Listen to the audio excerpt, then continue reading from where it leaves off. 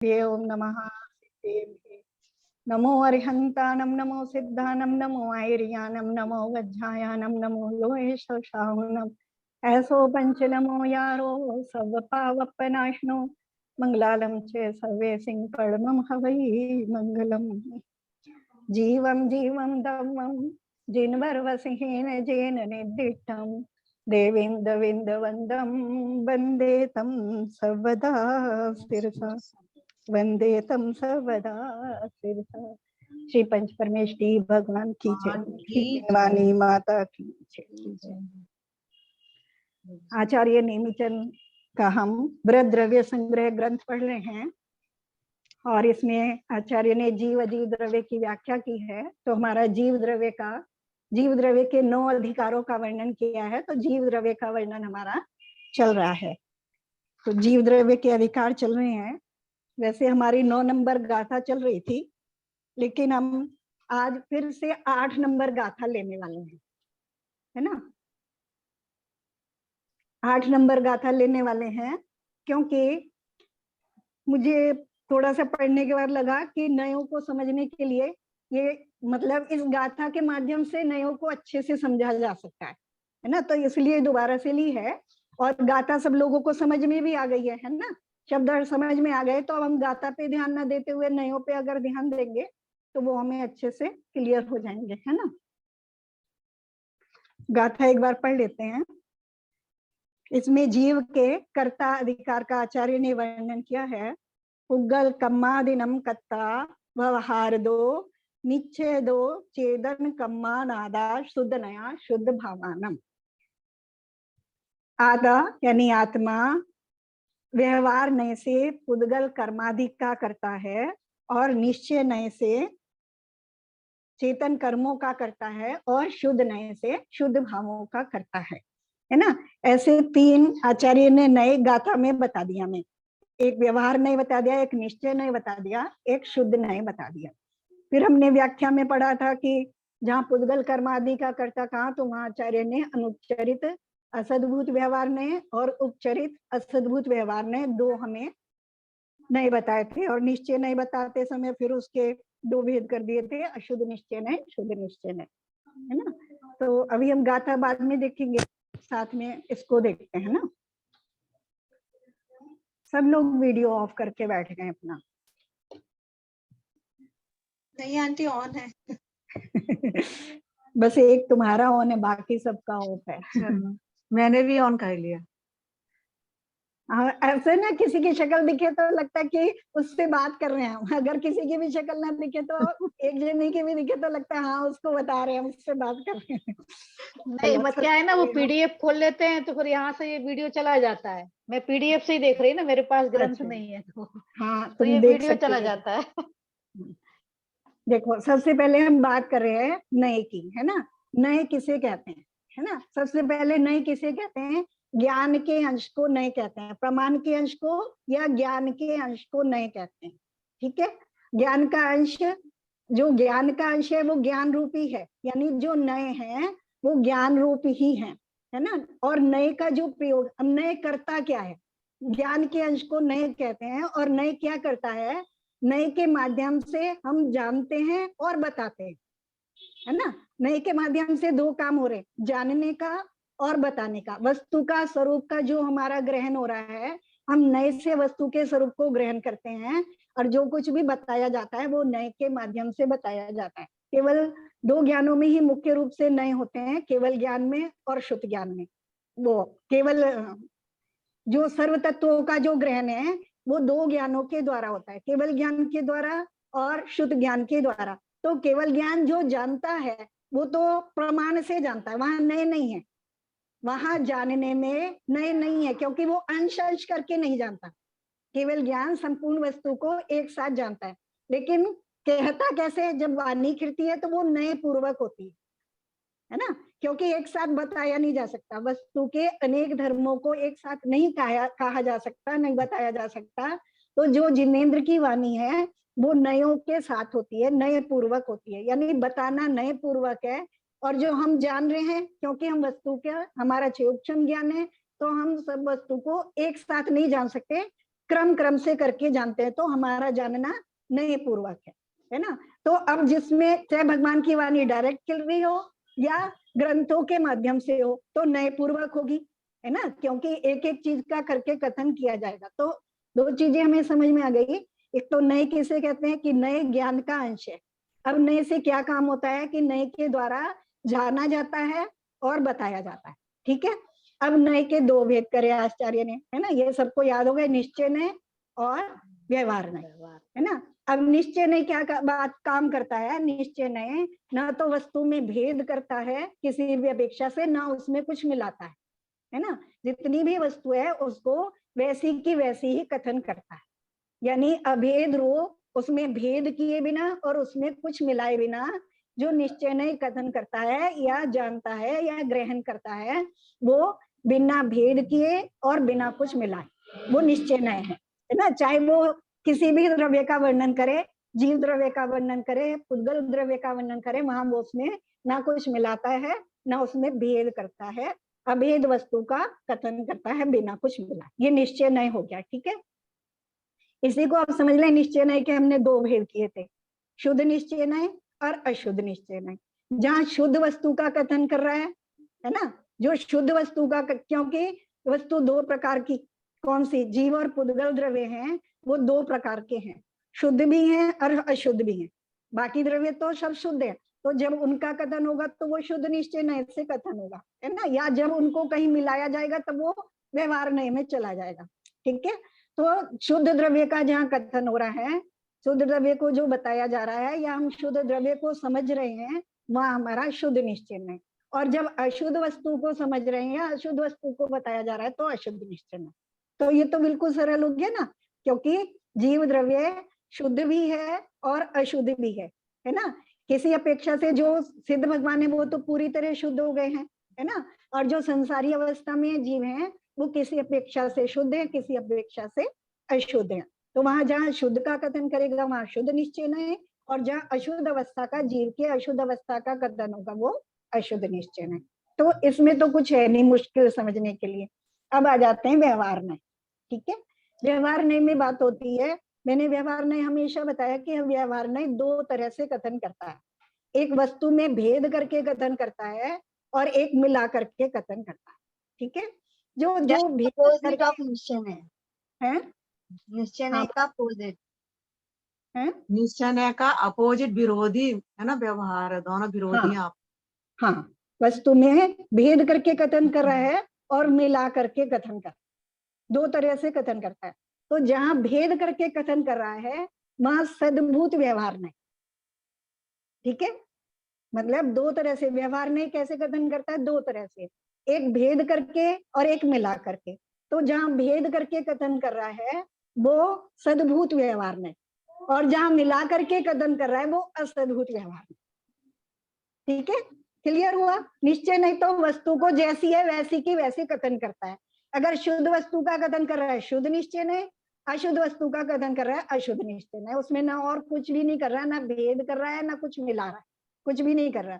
और व्यवहार नहीं कैसे कथन कर रहा है, भेद करके कथन कर रहा है और मिला करके। तो जहां भेद करके कथन कर रहा है वो सद्भूत व्यवहार नहीं, और जहां मिला करके कथन कर रहा है वो असद्भूत व्यवहार नहीं, ठीक है। एक उदाहरण देख के सद्भुत उदाहरण और बहुत असद्भुत। सारे दूंगी, अभी पूरी गाथा उदाहरण में ही पढ़ने वाले हैं, इसी के उदाहरण में, इसलिए मैंने गाथा अभी व्याख्या छोड़ दी उसकी, पहले उसको बता दूं मैंने कहा, है ना। अब सद्भूत व्यवहार नहीं, दो प्रकार का। मेरा अभी पूरा नेट चला गया था, अब भी आया तो मैं आगे का नहीं सुन पाई, एक थोड़ा सा रिपीट। अब मुझे क्या पता तुम कहाँ से नहीं सुन पाई हो। चलो ठीक है, निश्चय नहीं, शुरू से ही नहीं सुन पाई, तो फिर उसमें देखना, फिर वीडियो में, शुरू से ही वीडियो में देखना, वीडियो में, अच्छा शुरू का वीडियो में देख लेना, है ना, ठीक है। निश्चय नहीं क्लियर हो गया, शुद्ध निश्चय नहीं अशुद्ध निश्चय नहीं। व्यवहार नहीं के हमने दो भेद कर लिए, सद्भूत व्यवहार नहीं और असद्भूत। सद्भूत जो वस्तु में भेद करके कथन कर रहा है वो सद्भूत व्यवहार नहीं, और जो मिला करके कथन कर रहा है वो असद्भूत व्यवहार नहीं, ठीक है। व्यवहार नहीं के दो भेद हो गए, सद्भूत, सद्भूत यानी एक ही वस्तु में भेद कर रहा है, ठीक है। और असद्भूत यानी भिन्न सत्ता है, उनको मिला रहा है ना, उनको मिला करके कथन कर रहा है। अब सद्भूत के दो भेद, एक शुद्ध सद्भूत, एक अशुद्ध सद्भूत, है ना। उसमें उपचरित और अनुपचरित नहीं है, यहाँ हमारे लिए बस इतना ही जरूरी है ना। उसमें शुद्ध सद्भूत और अशुद्ध सद्भूत, ठीक है। अगर शुद्ध वस्तु में भेद कर रहा है, गुण गुणी में भेद कर रहा है, पर्याय पर्यायी में भेद कर रहा है, शुद्ध वस्तु में, है ना, शुद्ध अपेक्षा से भेद कर रहा है, वो शुद्ध सद्भूत। और अशुद्ध में भेद कर रहा है तो अशुद्ध सद्भूत, है ना। जैसे उदाहरण के लिए, जैसे जीव में केवल ज्ञान है ना, तो शुद्ध जीव में होगा ना केवल ज्ञान, सिद्ध भगवान में केवल ज्ञान है, लेकिन भेद कर दिया, भगवान को अलग कर दिया, केवल ज्ञान को अलग कर दिया, लेकिन शुद्ध है ना। तो ये शुद्ध सद्भूत का वो हो गया। और जीव में राग द्वेष है ना, तो राग द्वेष किस में होते हैं? अशुद्ध जीव में, लेकिन जीव में और राग द्वेष में भेद कर दिया, ठीक है। बस थोड़ा सा समझे उदाहरण के लिए, सद्भूत व्यवहार के दो भेद हो गए, शुद्ध सद्भूत और अशुद्ध सद्भूत, ठीक है। सद्भूत का मतलब क्या है? एक ही वस्तु में भेद करना, उसमें कुछ मिलाया नहीं है, उसी में भेद करके कथन करना। शुद्ध वस्तु में भेद करना, गुण गुणी में भेद करना, पर्याय पर्यायी में भेद करना, है ना, उसका नाम भेद करना। एक ही वस्तु में भेद कर रहे हैं। और जैसे जीव की नर नारकादि पर्याय, तो ये अशुद्ध, यानी जीव में और जीव की पर्याय में अशुद्ध सद्भूत हो गया, ये जीव में ही भेद किए, ठीक है। इतना ही है बस, इसलिए सरल है, बस इतना समझिए, है ना। अब चलते हैं असद्भूत। असद्भूत में हमने समझा मिला करके कथन करता है, दो द्रव्यों को मिला करके कथन करता है, दो चीजों को मिला करके कथन करता है ना। अच्छा, अब कहीं हम मिलाता किसे मिलाता है? किसी भी वस्तु को किसी में नहीं मिला देता, जिनका संबंध होता है उनको मिलाता है ना। अब संबंध कितने प्रकार के? बहुत प्रकार के संबंध है ना। जैसे संश्लेष संबंध, है ना, और क्या कहते हैं, ज्ञेय ज्ञायक संबंध, प्रमाण प्रमेय संबंध, और संयोग संबंध, स्वामी सेवक संबंध, कोई भी संबंध, यानी उस वस्तु से संबंध होगा। मान लो मैंने कहा मेरा घर, तो संयोग संबंध हो गया, है ना। मेरा घर से संबंध है, मैं किसी और के घर को मेरा घर नहीं कह रहा, तो संयोग संबंध है। तो संबंध बहुत प्रकार के, ठीक है। संबंध यानी जिन संबंधों को मिला करके जीव के साथ कथन करता है, वो असद्भूत व्यवहार में मिला करके कथन कर रहा है, यानी संबंधों की अपेक्षा से वस्तु को मिला करके कथन कर रहा है, वो असद्भूत व्यवहार में, ठीक है। उसमें जो हमने दो भेद किए, उपचरित और अनुपचरित, नाम सबको याद हो गए हैं, है ना। तो अनुपचरित जहाँ संश्लेष संबंध है, वहां अनुपचरित असद्भूत व्यवहार नहीं, और जहाँ संश्लेष संबंध नहीं है, संयोग संबंध है, वो चाहे ज्ञेय ज्ञायक संबंध हो, चाहे स्वामी सेवक संबंध हो, रिश्तेदारी का संबंध हो, है ना, कोई भी किसी भी प्रकार का संबंध हो, संश्लेष संबंध में, हाँ, संश्लेष में, संश्लेष माने जो एक रूप हो रहे मिलकर के, जैसे दूध और पानी, एक क्षेत्र अवगाह, है ना। जैसे शरीर और आत्मा, कर्म और आत्मा, ये संश्लेष संबंध कहलाता है ना। जो एक दोनों मिलकर के एक जैसा काम कर रहे हैं, है ना, एक दूसरे को प्रभावित करके काम कर रहे हैं, एक क्षेत्र अवगाह संबंध कहा है उसको आचार्य ने। संश्लेष संबंध भी कहा है और एक क्षेत्र अवगाह संबंध भी कहा है, ठीक है।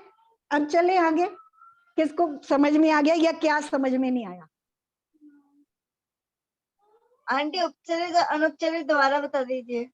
देखो, जो असद्भूत व्यवहार नहीं है, वो मिला करके कथन करता है ना, वस्तुओं को, दो वस्तुओं को मिला करके कथन करता है, उसी के हमने अनुपचरित और उपचरित भेद किए, है ना। अनुपचरित और उपचरित उसी के भेद किए। तो वो जो मिला रहा है, जिन संबंधों को मिला रहा है, जहाँ संश्लेष संबंध या एक क्षेत्र अवगाह संबंध को मिला करके कथन कर रहा है, वो अनुपचरित असद्भूत व्यवहार नहीं है ना। और जो एक क्षेत्र अवगाह नहीं है और दूसरी प्रकार का संबंध है, तो संयोग संबंध है, प्रमाण प्रमेय संबंध है, ज्ञेय ज्ञायक संबंध है, या स्वामी सेवक संबंध है ना। इस तरह का जो भी संबंध है, और या कर्ता कर्म संबंध का जो मतलब दो अलग चीजों का जो कर्ता कर्म हम पढ़ रहे थे ना, कि घटपट इत्यादि का करता है, तो वो उपचरित में आ जाता है, उपचरित असदभूत, है ना। ठीक है, और कुछ समझ में आया? नए के माध्यम से वस्तु को समझना और नए के माध्यम से वस्तु को बताना, है ना, ये काम है। यानी क्या होता है, मति ज्ञान से तो हमने ये देख लिया और सुन लिया, है ना। अब लेकिन हमने जो समझा अंदर में, उसको जो हमने समझा वो शुद्ध ज्ञान के माध्यम से समझा, भाव शुद्ध कहलाता है वो। जो ये जिसके मान लो शास्त्र है, जिसके माध्यम से जो साधन है वो द्रव्य श्रुत है, और जो हम अपने ज्ञान से समझ रहे हैं वो हमारा भाव शुद्ध है।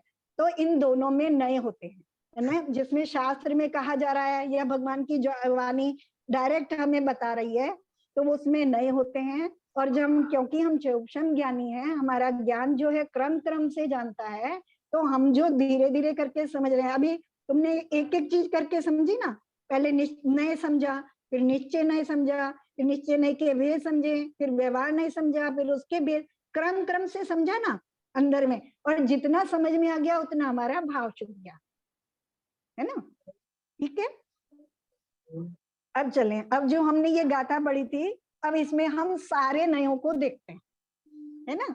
एक एक वाक्य में ही हम कितने नए हैं ये देखेंगे। आचार्य ने जो है एक वाक्य में एक ही नए बताया, मैं बताना नहीं चाह रही थी, लेकिन मुझे लगा उदाहरण समझाने के लिए इससे अच्छी गाथा शायद आगे नहीं मिलेगी, तो इसी में हम एक एक नए के साथ दूसरे नए भी देखते हैं, है ना। अभी जब ये चीज तुम दोबारा पढ़ोगे तो बहुत अच्छे से समझ में आ जाएगी, है ना। चलो देखो, यहाँ कह रहे हैं जो आत्मा है वो व्यवहार ने की अपेक्षा से पुद्गल कर्म आदि का करता है। अब हमने पुद्गल कर्म आदि में शरीर को, द्रव्य कर्मों को, है ना, ज्ञानावरण आदि जो द्रव्य कर्म है उनको लिया था, और शरीर आदि को भी लिया था। तो यहाँ द्रव्य कर्मों को आचार्य ने बताया, अनुपचरित असद्भूत व्यवहार ने से ज्ञानावरण आदि द्रव्य कर्मों का, है ना। कौन सा? अनुपचरित असद्भूत व्यवहार नहीं, ज्ञानावरणादि द्रव्य कर्मों का। जो ज्ञानावरणादि द्रव्य कर्म है वो पुद्गल द्रव्य है, और हम जीव द्रव्य हैं, और वो हमारे साथ, उसमें भी हम अपने ही कर्मों के, तो एक दूसरे के कर्मों के नहीं, है ना। जैसे निशु, तुम मम्मी के कर्मों के नहीं और मम्मी तुम्हारे कर्मों की नहीं, है ना। जो तुम्हारा कर्म है, जो तुम्हारा शरीर है, उसी के तुम अनुपचरित असद्भूत व्यवहार नहीं से करता। ठीक है, अनुपचरित क्यों कहा? क्योंकि वो मेरे जीव के साथ, मेरी आत्मा के साथ, मेरे साथ संश्लेष संबंध है उनका, है ना। तो ये तो हमारे जीव की अपेक्षा से कथन हो गया, है ना, कि जीव करता है किनका? पुद्गल द्रव्य कर्मों का करता है। कौन से नए से? अनुपचरित असद्भूत व्यवहार नए से। अब बताओ, किसी को अगर समझ में नहीं आए तो बताओ, इसमें कोई और भी नए है क्या इस वाक्य में?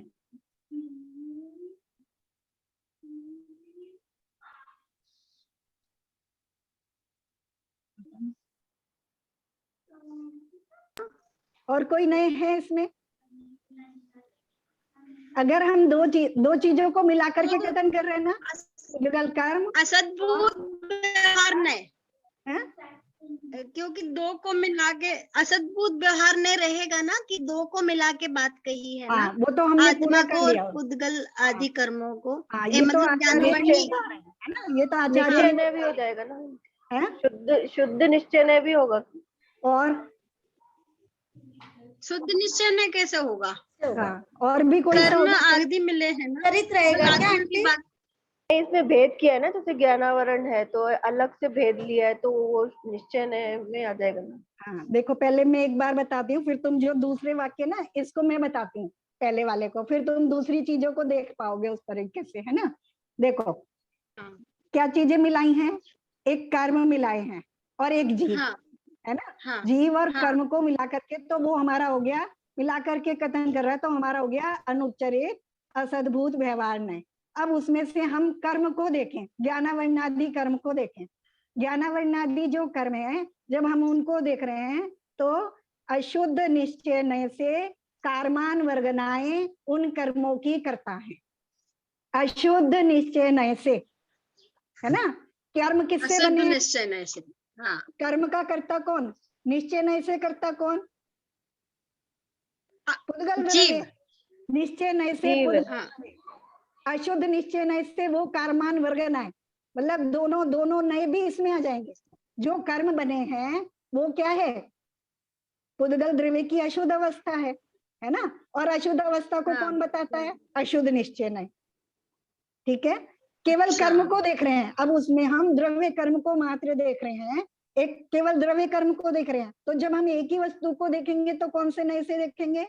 निश्चय नय से। ठीक है, निश्चय नय से। और उसकी अच्छा। अशुद्ध अवस्था को देख रहे हैं तो अशुद्ध निश्चय नय से। निश्चय से, क्योंकि जो कर्म बने हैं, जो कर्मान शरीर बनाए हैं कि ये ज्ञानावरण कर्म है, ये द्रव्य, ये दर्शनावरण कर्म है, वो क्या है? कर्म की अशुद्ध अवस्था है, पुद्गल द्रव्य की, है ना, अशुद्ध अवस्था। तो अशुद्ध निश्चय नय से कर्मान वर्गनाएं उसकी करता है।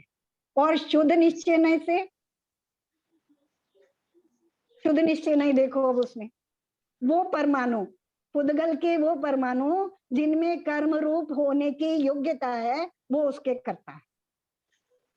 शुद्ध निश्चय नय से जो पुद्गल वर्ग का परमाणु है ना। जब हम शुद्ध निश्चय नय से किसी को देखते हैं तो उसकी शुद्ध अवस्था को देखते हैं, है ना। हाँ। तो हम अब किसको देखेंगे? पुद्गल की शुद्ध अवस्था को देखेंगे।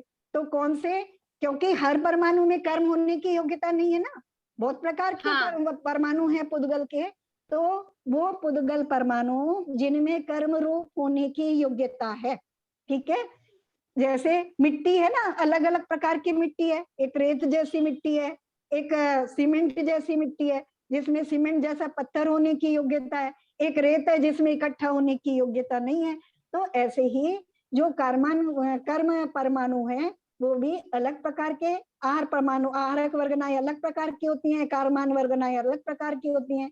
जब हम पुद्गल द्रव्य के शुद्ध रूप को देखेंगे तो शुद्ध निश्चय नय से वो पुद्गल परमाणु जिनमें कर्म रूप होने की योग्यता है, वो उन कर्मों के मेरे साथ मिले हुए होने पर भी शुद्ध निश्चय नय से वो उसके करता है, पुद्गल परमाणु।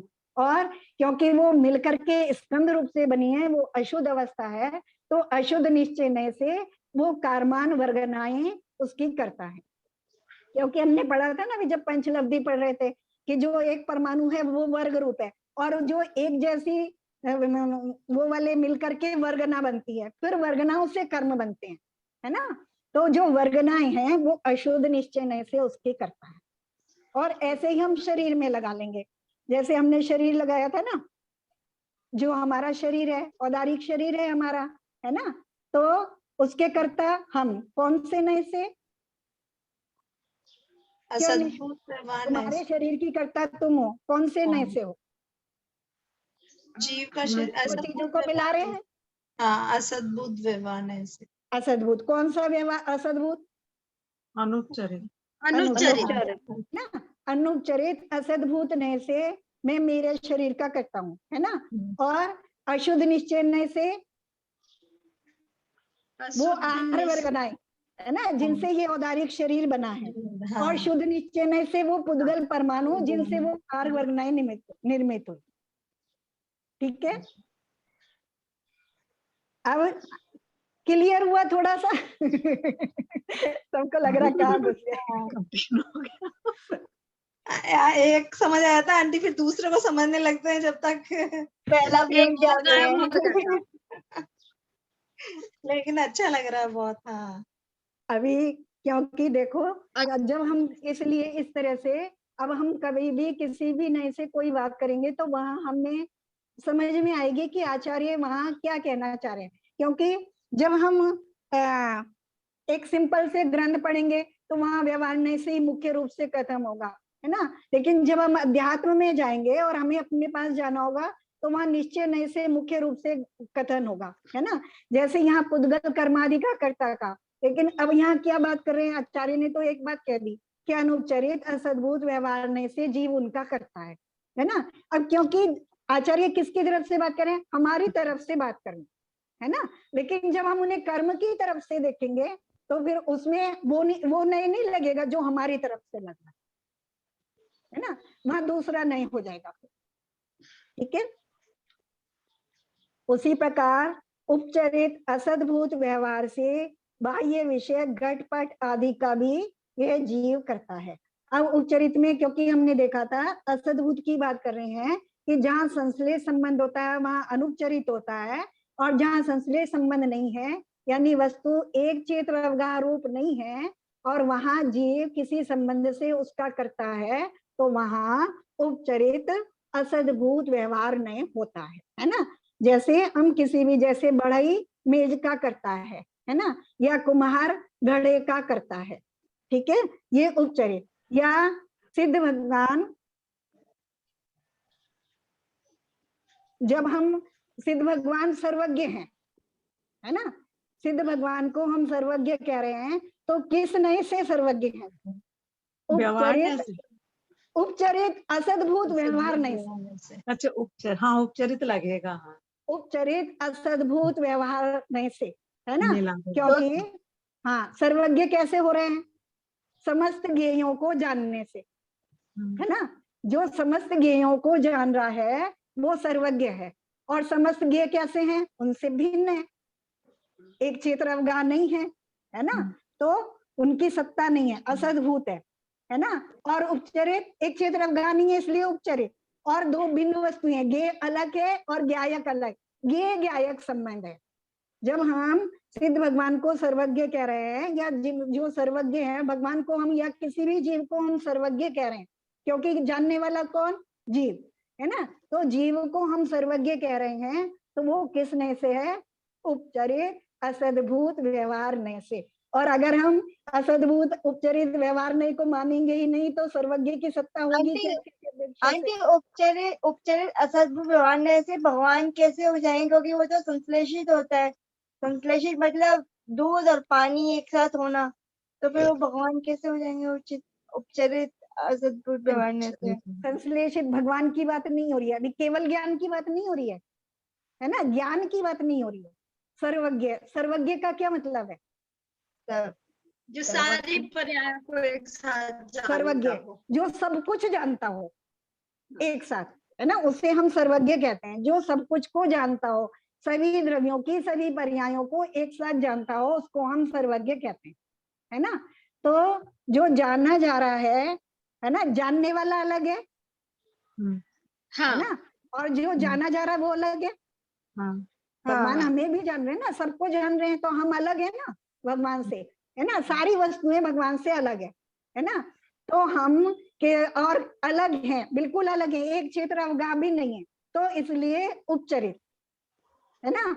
और भिन्न सत्ता को मिला करके हम कथन कर रहे हैं, है ना, तो उस अपेक्षा से असद्भूत, है ना। उपचरित असद्भूत व्यवहार नय से ही जीव सर्वज्ञ है, और निश्चय नय से तो वो अपने को ही जान रहे हैं, अपने को ही जान रहा है ना, निश्चय नय से अपने को ही जान रहा है। तो यहाँ उपचरित असद्भूत यानी जो दो वस्तुओं को मिला रहा है, जिनका कोई संबंध है उनको मिला रहा है, लेकिन उनकी एक क्षेत्र अवगाह सत्ता नहीं, तो वो उपचरित असद्भूत व्यवहार नहीं, है ना। इस नय से ही हम किसी भी अन्य द्रव्य के कर्ता बनते हैं, है ना, कि मेरा मकान, मेरा घर, मेरा देश, कहीं भी लगा लो, कैसे भी लगा लो, जहां उसमें मैं अपना संबंध जोड़ रहा हूं, तो वो उपचरित असद्भूत व्यवहार नहीं, ठीक है।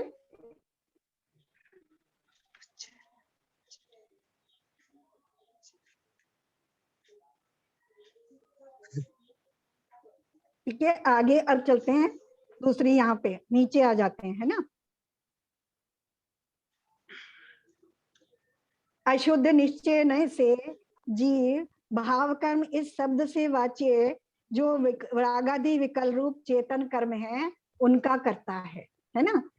यहाँ कहा ना, जो गाथा में भी दूसरा लिया था ना, कि निश्चय नय से चेतन कर्मों का भाव कर्म का जीव करता है। भाव कर्म यानी जो हमारे रागादि परिणाम है, जो राग देश परिणाम है, वो जीव उनका करता है।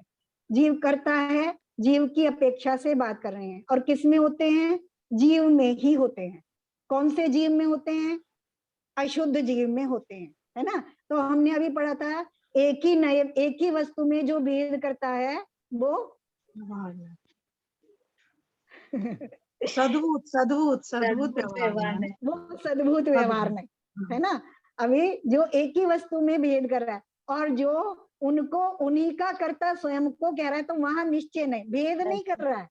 हाँ, अभी हाँ, क्या कह रहे हैं, जीव राग आदि रूप है या उनका करता है, उन परिणामों का करता है, तो वहां अशुद्ध निश्चय नहीं, है ना। और जब भेद करेंगे उसमें कि जीव उन अशुद्ध भावों का करता, वो जीव में वो अशुद्ध भाव हैं या होते हैं, है ना। जब हम उसमें भेद कर देंगे तो क्या हो जाएगा, अशुद्ध सद्भूत नहीं हो जाएगा उसमें, है ना।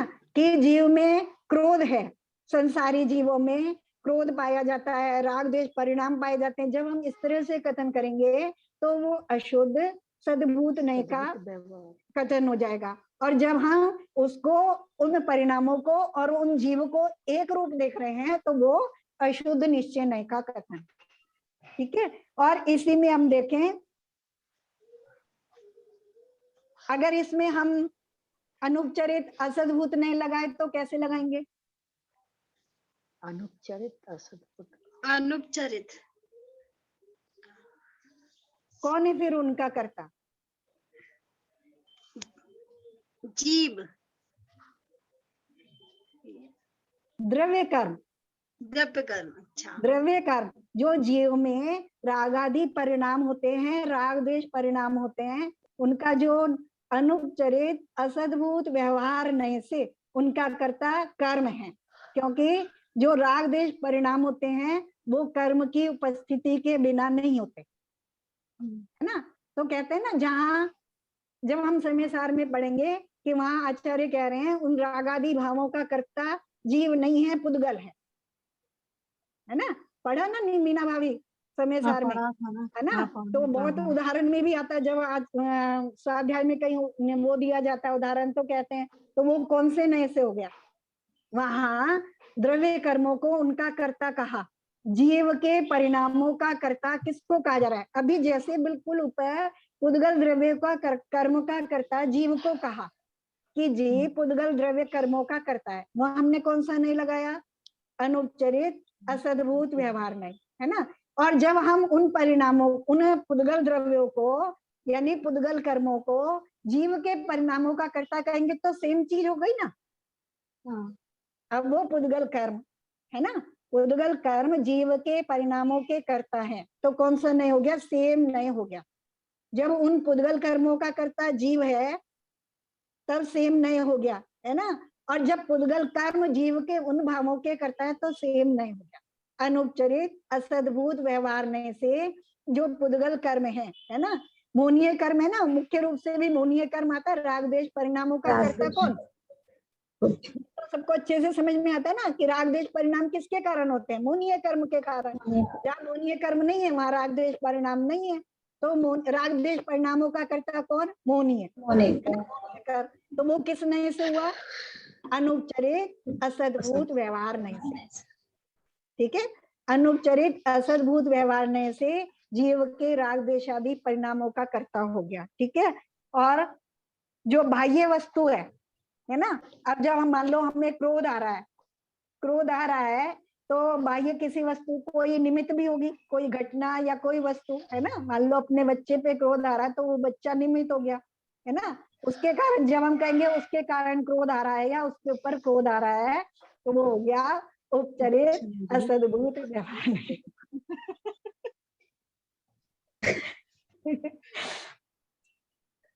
समझ में आ जाएगा, कठिन नहीं है बिल्कुल भी, है ना।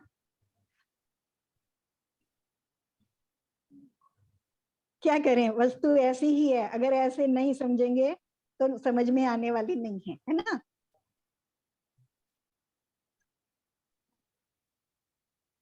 फिर इसमें मैंने लिया था अशुद्ध नया, यहाँ तक समझ में आ गया है ना। जिसमें हम अशुद्ध निश्चय नहीं देख रहे हैं उसमें हम अशुद्ध सद्भूत भी देख सकते हैं। उनको अलग करें, कर्म अलग है, जीव अलग है, रागादि परिणाम अलग है, जीव अलग है। जब हमने उनमें भेद किया तो अशुद्ध सद्भूत हो गया, है ना। और फिर वो किसके, उनका कर्ता कौन? जब हम द्रव्य कर्मों को उनका कर्ता देख रहे हैं तो अनुपचरित असद्भूत हो गया। और फिर उसमें भी कोई बाह्य वस्तु को हम निमित्त रूप से देख रहे हैं तो वो उपचरित असद्भूत व्यवहार नहीं हो गया। ठीक है, अब आगे चलते हैं। शुद्ध सुख एक स्वभाव से परिणमता है, तब तीन अनंत ज्ञान सुख आदि शुद्ध भावों का छद्मावस्था में भावना रूप विवक्षित एक देश से शुद्ध निश्चय नए से करता होता है ना। अब यहाँ कह रहे हैं शुद्ध भावों का शुद्ध निश्चय नए से जीव करता है ना। शुद्ध भावों का करता है शुद्ध निश्चय नए से, ठीक है। या एक देश, दोनों को एक साथ ले लेते हैं, है ना। एक देश शुद्ध भावों का करता है जीव शुद्ध निश्चय नए से, है ना। इसमें कोई और नए भी लगा सकते हैं क्या?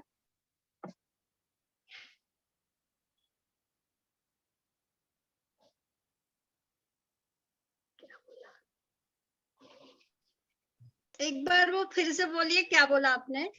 देखो, फिर- जीव शुद्ध निश्चय नए से, है ना, शुद्ध भावों का या एक देश शुद्ध भावों का करता है।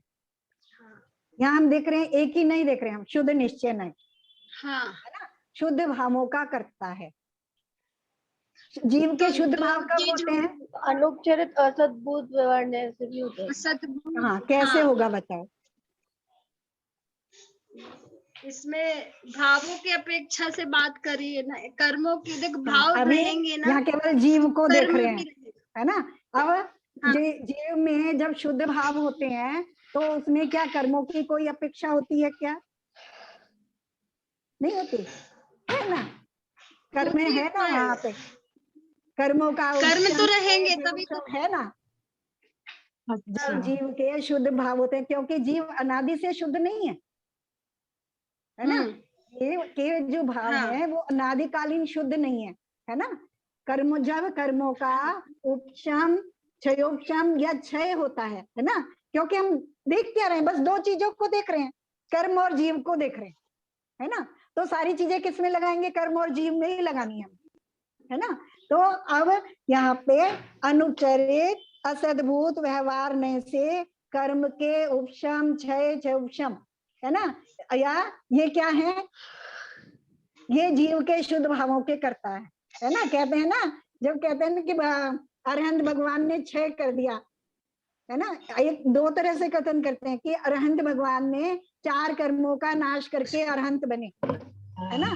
जब हम कर्मों के सापेक्ष देख रहे हैं तो वहां दूसरा नहीं हो जाता है, और जब हम कहेंगे उनमें केवल ज्ञान और केवल दर्शन इत्यादि उत्पन्न हुए तो अलग नहीं हो गया, है ना। अब हम जब सापेक्ष देखेंगे, किसी सापेक्ष देखेंगे तो कथन दूसरा हो जाता है, और जब हम किसी अपेक्षा से नहीं देखेंगे तो कथन दूसरा हो जाता है। यानी यहाँ पे क्या हो गया? अनुचरित असद्भुत व्यवहार नहीं से क्या? कर्मों का उपशम क्षयोपशम और क्षय, है ना। जहाँ उपशम और क्षयोपशम में वहां एक देश शुद्धता है। जहाँ कर्म का उपशम है और क्षयोपशम है वहां एक देश शुद्धता है, और जहाँ क्षय है जिस कर्म का, वहां पूर्ण शुद्धता है ना। और कौन सा नहीं हो गया? अनुपचरित असद्भूत व्यवहार नहीं, ठीक है। और उपचरित असद्भूत व्यवहार नहीं, वो भी कहीं लगेगा क्या इसमें? उपचरित, उपचरित मतलब बिल्कुल अलग। यहाँ तो अपने ही अपने कर्मों का जो उसके साथ एक चित्र अवगाहते उसका उसने वो क्षय हो गए, है ना। उनका क्षय हुआ या उपशम हुआ या क्षयोपशम हुआ, तो जीव में जितनी उपशम क्षयोपशम और क्षय रूप प्रक्रिया कर्मों में हुई, जीव में उतनी शुद्धता आई, ठीक है। हाँ, तो ये क्या अनुचरित है। उपचरित भी कुछ है क्या?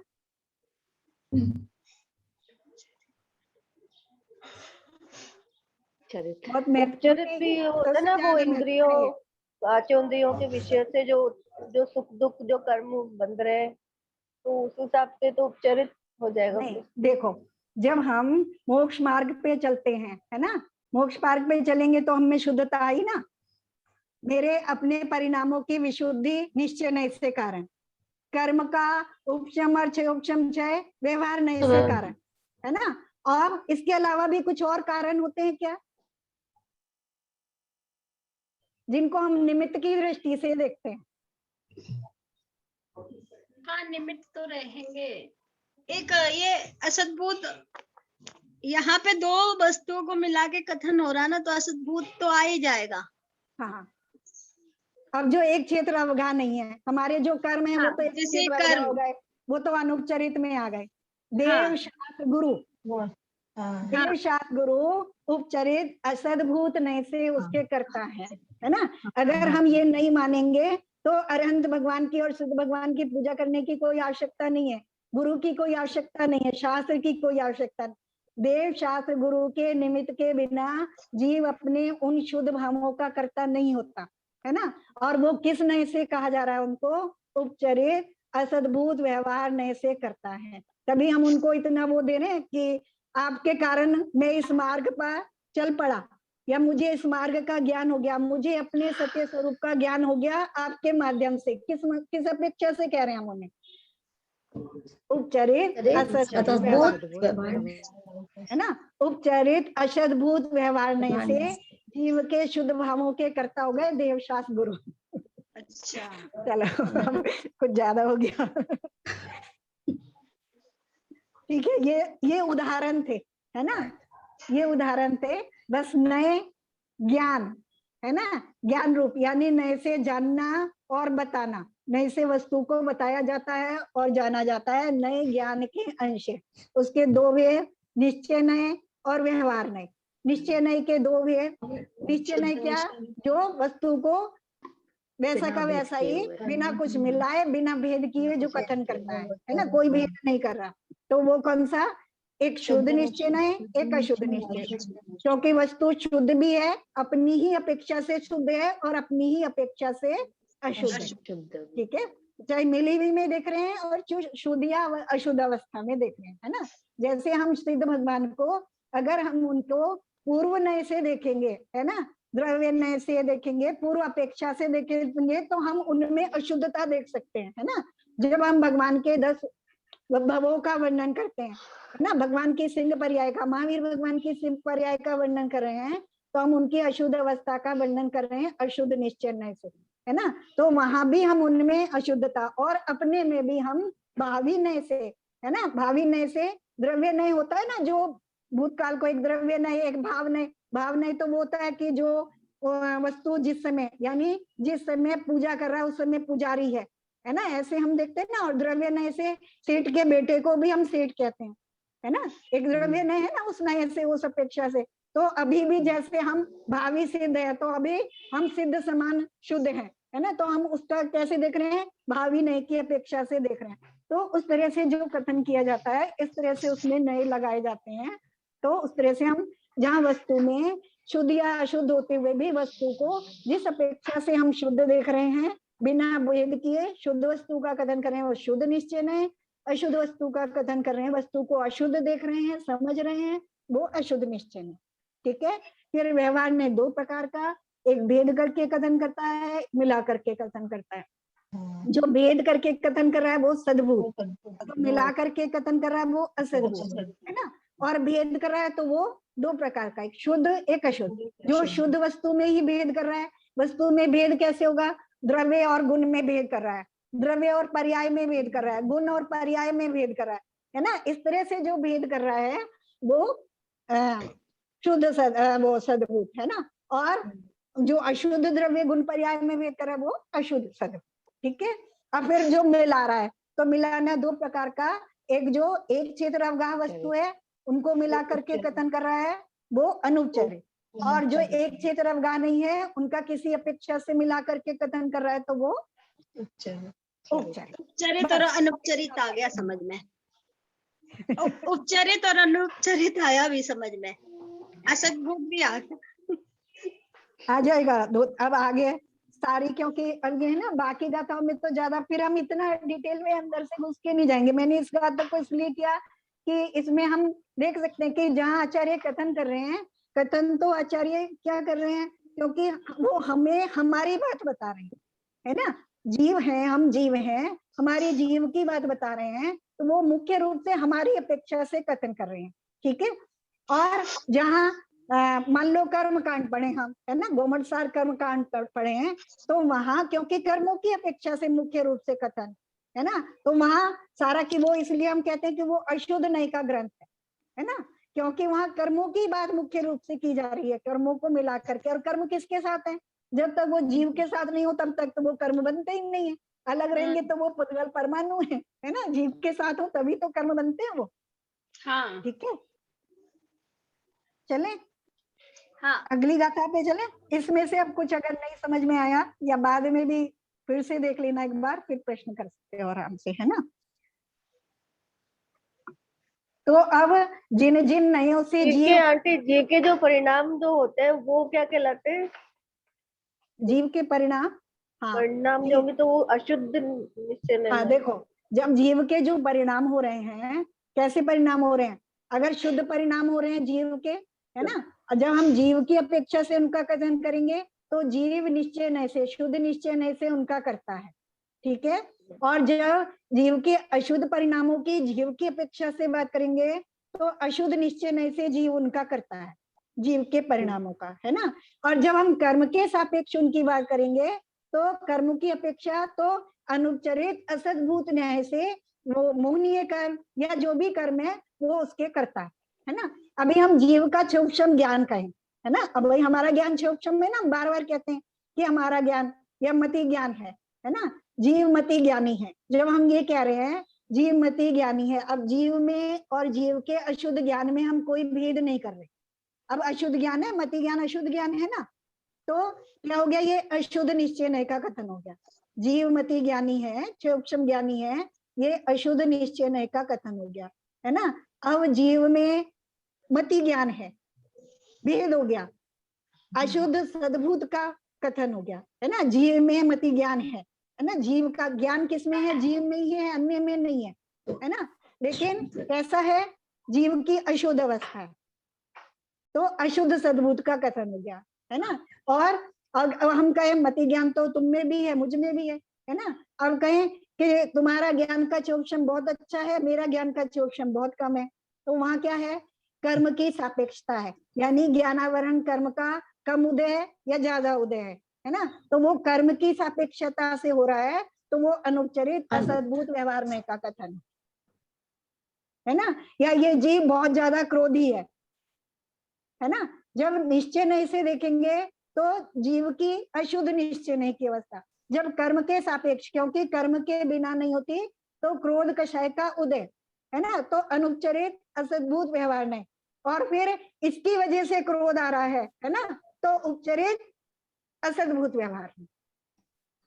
मतलब आंटी यही हुआ ना कि हम जीव की सापेक्ष देखो, और मतलब अलग अलग सापेक्ष देखने से अलग अलग आ जाता है, बात वो की वही रहती है। हाँ, जैसे कर्म जहाँ, जीव के हाँ, सापेक्ष होगा तो निश्चय शुद्ध निश्चय है, अशुद्ध निश्चय है, जो भी है, हाँ, मतलब इस जीव के सापेक्ष देखेंगे और कर्मों के सापेक्ष देखेंगे तो उपचरित अनुपचरित, ये सद्भूत असद्भूत, ये सारे डिफाइन हो पाएगा। हाँ, तो अब देखो, अब ये सब समझने की जरूरत क्या है ना। हाँ जी, इसे समझने की जरूरत है क्या, क्यों समझे, बेकार के पचड़े में पड़ना है ना। ये बताओ, अब जब हम संसारी अवस्था को देखेंगे तो वो संसारी अवस्था कर्मों के कारण बन रही है, ठीक है, कर्मों के बिना नहीं बन रही है ना संसारी अवस्था, तो कर्म के सापेक्ष ही बन रही है ना। तो उन कर्मों का कर्ता तब मैं, क्योंकि मुझे अब, लेकिन जब भी, क्योंकि जब मुझे दुख हो रहा है, मुझे सुख हो रहा है, कर्म के सापेक्ष देख रहा हूँ, तो उन कर्मों का कर्ता भी मैं ही हूँ, किसी अलग दूसरे ने नहीं किए हैं, ईश्वर उनका कर्ता नहीं है ना। अब मुझे उनसे अलग कैसे होना है, तब मुझे क्या करना होगा, तब मुझे अपने को देखना होगा, है ना। उनसे अलग होना है मुझे, तो क्या करना पड़ेगा, वो कर्म कैसे बन रहे हैं, मुझे फिर उसके प्रोसेस में जाना पड़ेगा ना, कि वो कर्म कैसे बन रहे हैं, मैंने किए, है ना, मैं उनका कर्ता बना, मैंने किए, अब मैं क्या करूं, है ना। उनका कर्ता कैसे बनना, मैं अपने अशुद्ध भावों के कारण, अपने अशुद्ध परिणामों के कारण मैं उनका कर्ता बना, है ना।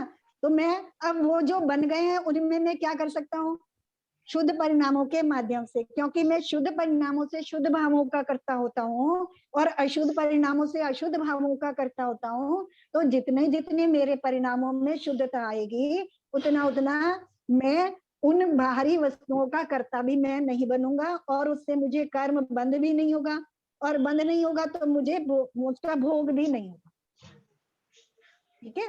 तो मतलब क्यों हो रही है और कैसे हो रही है, ये समझने के लिए मुझे व्यवहार नय को भी समझना पड़ेगा, और फिर मैं उनसे अलग कैसे हूँ, तो उसके लिए मुझे निश्चय नय को समझना।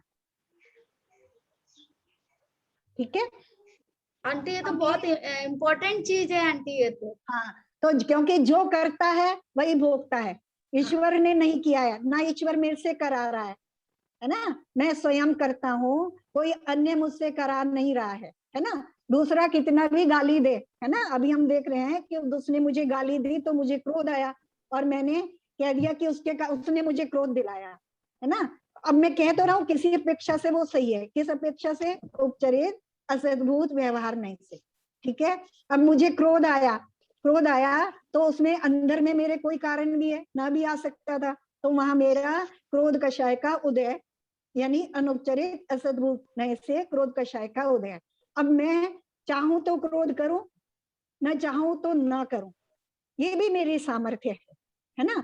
तो वो सामर्थ्य मेरी कैसी है, शुद्ध निश्चय नय से, है ना। शुद्ध निश्चय नय से मैं उसका अगर ना करूं तो मैं शुद्ध निश्चय नय से उसका करता कि मैंने क्रोध नहीं किया, और मैंने अगर क्रोध किया तो अशुद्ध निश्चय नय से मैं उसका करता।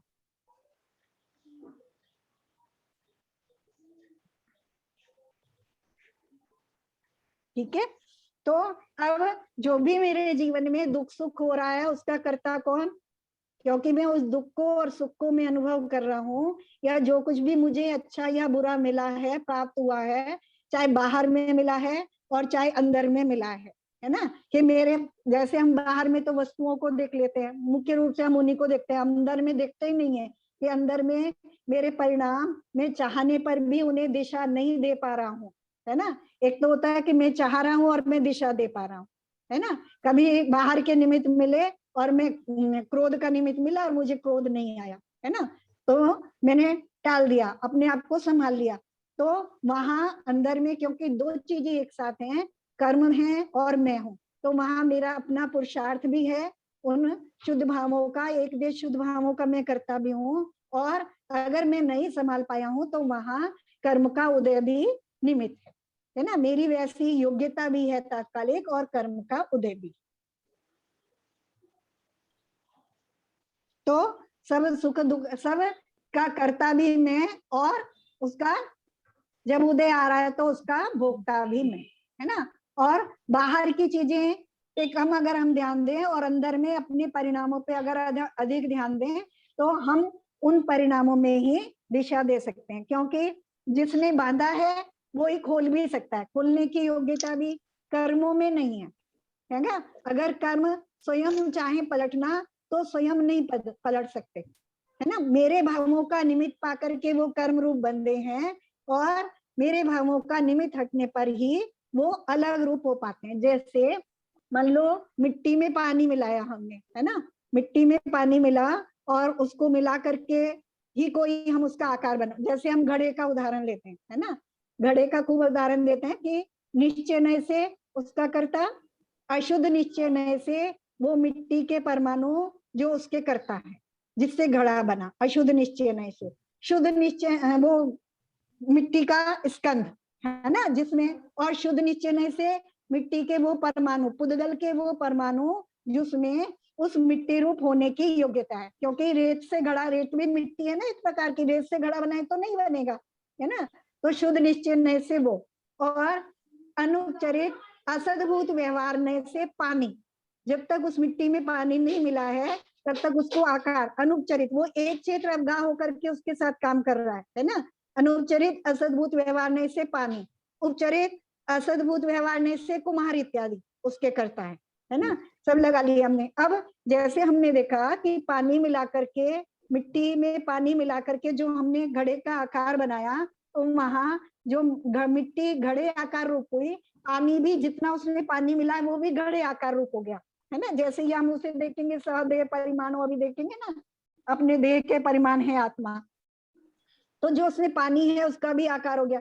जब तक पानी उसमें मिला है तब तक उसमें उसका आकार बना रहेगा, है ना। और जब उसमें से पानी का अभाव हो जाएगा तो वो मिट्टी बिखरने लगेगी, देखते हैं ना, रखी रखी झड़ने लगती है घड़ा इत्यादि, यानी जब उसमें पानी का अभाव हो जाएगा तो वो अपने फिर से पुराने आकार में आ जाएगी।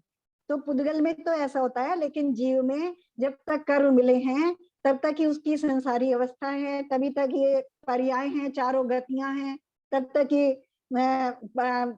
अशुद्ध परिणाम है। लेकिन जैसे जैसे पानी मिट्टी से अलग होने लगता है तो मिट्टी अपने आप अलग हो जाती है, पानी हवा बन के उड़ जाता है। ऐसे जीव जैसे जैसे अलग होने लगता है, कर्मों से अलग होने लगता है, वैसे वैसे उसमें शुद्धता आती जाती है ना। तो यहाँ पे दिया था ना, एक भावना शब्द दिया था आचार्य ने कि भावना रूप से एक देश करता है। देखो, भाव और भावना में थोड़ा सा अंतर होता है। भाव कहते हैं जैसे घड़ा है ना, घड़ा है तो क्या है, घड़ा कार्य है, घड़ा जो है कार्य है ना, या हमारी स्त्री पर्याय है, ये हमारा कार्य है ना, जो हमने पूर्व में कर्म किए थे उसके कारण ये फल मिला, तो वो कार्य है ना। जो कार्य है वो भाव रूप है, जो वर्तमान अवस्था है, जो कार्य है वो भाव रूप है, और उसके पीछे जो कारण है वो भावना रूप है ना। तो इसी तरह से हमारी जो अवस्था बनी है वो कार्य रूप है। अभी हमारी मनुष्य पर्याय है या स्त्री पर्याय, ये कार्य रूप है, और इसके पीछे जो हमने भाव किए थे वो कारण है, भावना रूप है, उनको हम भावना कहते हैं। तो उसी को आचार्य ने कहा यहाँ शुद्ध, जो हमारे भावना हो रही है अभी, है ना, क्या हो रही है, अपने भावों को शुद्ध करने का जो हमारा पुरुषार्थ हो रहा है, जो हमारे परिणामों में हमारा पुरुषार्थ चल रहा है, अपने भावों को दिशा देने का, वो भावना रूप है।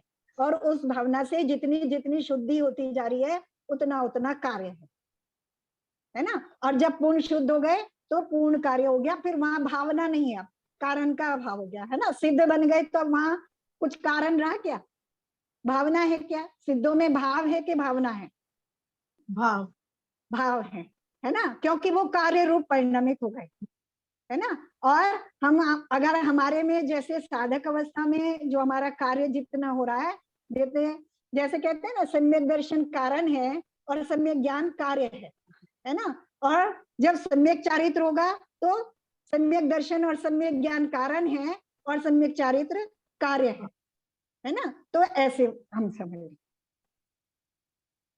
आंटी, अभी आपने वो घड़े का जो उदाहरण दिया था उसके अंदर आपने बताया था शुद्ध और अशुद्ध निश्चय का। तो शुद्ध निश्चय से तो मिट्टी के जो परमाणु है वो उनका पाया जाना शुद्ध निश्चय है।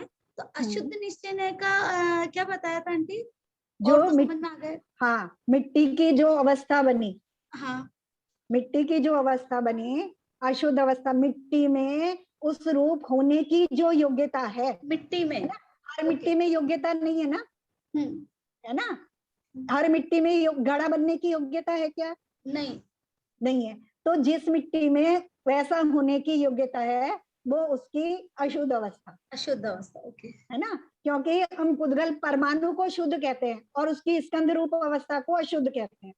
तो स्कंदों से बनेगा ना, घड़ा बनेगा तो स्कंद से बनेगा, खाली एक परमाणु से तो बनेगा नहीं, तो वो उसकी अशुद्ध अवस्था हो गई।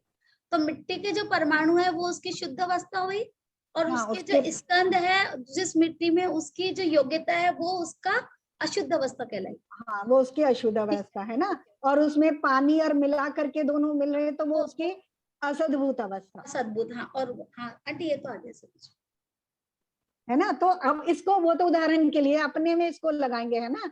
जो हमें शुद्ध भाव करने की जो हमारी योग्यता है वो शुद्ध निश्चय से, है ना, जो शुद्ध होने की। और जो हम राग द्वेष रूप परिणमन करते हैं वो हमारी अशुद्धता है ना, वो हमारा अशुद्ध निश्चय से, ठीक है। और कर्म इत्यादि द्रव्य जो उसमें निमित्त होते हैं, कारमान वर्ग, जो कारमान शरीर जो उसमें निमित्त हो रहा है, मुख्य रूप से मोहनीय कर्म राग द्वेष परिणामों में, वो अनुपचरित असद्भूत व्यवहार से। और बाह्य जो चीज हो रहा है उसमें कारण बन रही है हमारे भावों का, जैसे परिग्रह के कारण मेरे पास बहुत बढ़िया वाली गाड़ी है ना, ऐसी गाड़ी पूरी मुंबई में किसी के पास नहीं है ना। तो वो बाहर की गाड़ी मेरे मान कषय को बढ़ाने में कारण हो रही है, वो उपचरित असद्भूत व्यवहार से, है ना। मान कषय का उदय अनुपचरित असद्भूत व्यवहार नहीं, और मेरे परिणामों की अशुद्धता अशुद्ध निश्चय नहीं, ठीक है। बस इतना ही आज लेते हैं। गाथा तो पहले समझ में आ गई थी, आज मुख्य रूप से हमने नए समझने की कोशिश की है। तो आगे आगे जब पढ़ेंगे ना तो नए नए तरह के गाथा में उदाहरण आएंगे तो हमें समझ में आ जाएगा, है ना। जैसे अभी जब जीव के 9 अधिकारों की आचार्य बात करेंगे, है ना।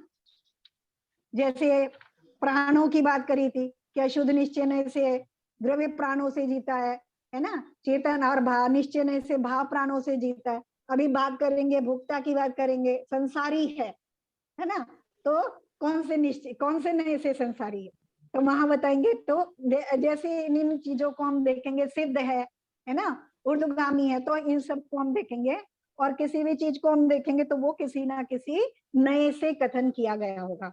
और वस्तु जो है सब नयो रूप है ना। और मैं भी एक वस्तु हूँ, तो मुझमें सारे नए लागू होते किसी ना किसी अपेक्षा से। और कोई भी नए जो है वो नहीं है, असत्य नहीं है ना। कोई तात्कालिक सत्य है और कोई तात्कालिक सत्य है ना। अगर हम व्यवहार नहीं को भी वो मान लेंगे, असत्य मान लेंगे कि वो असत्यार्थ है। असत्यार्थ का मतलब ये नहीं है कि वो है नहीं, है ना। असत्य तो हम उसे कहते हैं ना जो झूठ है ना, झूठ नहीं है वो, है ना। अगर झूठ मान लेंगे तो तत्वा श्रद्धानम सम्यक दर्शनम, ये बात भी वो उपचरित असद्भुत व्यवहार नहीं का कथन है ना। और सर्वज्ञपना जो है वो भी उपचरित असद्भुत व्यवहार नहीं का कथन है। देवशाद गुरु करता है ना, वो किसी भी अपेक्षा से फिर वो करता नहीं होंगे, उनकी कोई आवश्यकता नहीं होगी मुझे, मैं स्वयं ही सब कुछ कर लूंगा। तो जहां जो वस्तु जैसी है उसको समझने का प्रयास करेंगे, लेकिन जैसी है ना। वहां ये नहीं कि जो मैं खुद कर रहा हूं उसका कर्ता मैं दूसरे को मान लूं। चलो, थोड़ा थोड़ा सा नए समझना था तो इसलिए इतनी सारी हमने बात करी। बाकी तो जहाँ आचार्य जिस तरह से मुख्य करके कथन कर रहे हैं ना, मुख्य गौण करके कथन कर रहे हैं, क्योंकि जहाँ मुख्य करके कथन करेंगे तो वहां जिस चीज से हमारा फायदा होगा आचार्य उसी को मुख्य करके कथन करेंगे, है ना। कहीं कथन करेंगे कि जितना बाहर का परिग्रह है वो दुख रूप है ना। तो वहां बाहर के परिग्रह को मुख्य करके कथन कर रहे हैं तो हमें उसके दुख से छुड़ाने के लिए। और कहीं कहेंगे ममत भाव परिग्रह है ना। अब बाहर में परिग्रह बहुत है तो वहां मुझे परिग्रह से छुटाएंगे, और जहां परिग्रह तो है नहीं लेकिन मेरा ममत भाव ज्यादा है तो वहां मेरे ममत भाव से छुटाएंगे मुझे, है ना। तो वहां मेरे कल्याण की अपेक्षा से ही आचार्य कथन करेंगे। चलो बहुत हो गया, आज तो ज्यादा ही हो गया। फिर भी बहुत अच्छा लगा, नया का सुनकर बहुत अच्छा लगा। दोबारा 2-3 बार सुनना पड़ेगा इसको। रिकॉर्डिंग हो गई है, आज रिकॉर्डिंग हो गई है, अच्छा हो गया। हाँ, अगर इतने नए भी, ऐसे तो बहुत सारे नए हैं लेकिन इतने नए समझ में आने से हमारा काम हो जाता है ना। कि हमें वस्तु में फिर हम उलझेंगे नहीं कि कोई हमें क्या बता रहा है, अरे उन्होंने ये बताया था तुम ये बता रहे हो। क्योंकि हमें वस्तु अगर समझ में आ गई है ना कि कहाँ मेरी गलती है और मैं दूसरे के दूसरा भी उसमें कारण बन रहा है। अब मैं दूसरे को नहीं देख के दूसरे को तो मैं बदल नहीं सकता, अपने को बदल सकता हूँ। तो वहां मैं देखूं, है ना, वहां अपनी दृष्टि को बदलूं। ठीक है। जवानी के ज्ञान से सूझे लोकालोक, सोवानी मस्तक नमो सदा देत दो। हे जिनवानी भारती तो जपू दिन रैन, जो तेरी शरण गए सो पावे सुख चैन। देव जुगवर हंत को गुरु सेवा निर्गन, दया धर्म पालन सदा यही मुख्य। जिनवानी माता की।